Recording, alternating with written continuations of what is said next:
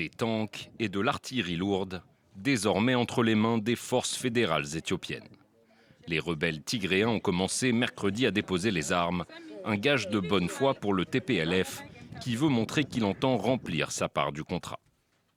Le Tigré a remis ses armes lourdes dans le cadre de son engagement à mettre en œuvre l'accord de Pretoria.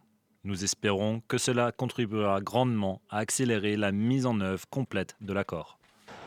L'accord historique du 2 novembre a mis fin à près de 2 ans de conflit en Éthiopie.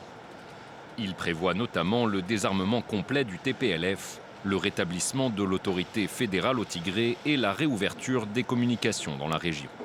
Depuis sa signature, un cessez-le-feu général est respecté et les relations entre Addis Abeba et Mekele se normalisent peu à peu.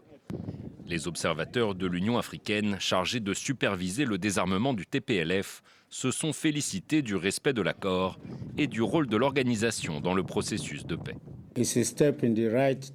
C'est un pas de plus vers la réalisation de l'objectif fixé par l'Union africaine, de faire taire les armes d'ici 2030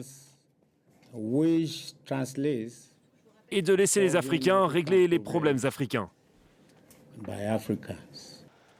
L'accord de Pretoria prévoit également le retrait des troupes étrangères et notamment érythréennes du Tigré. Un retrait qui reste pour l'instant impossible à confirmer dans une région qui demeure difficile d'accès.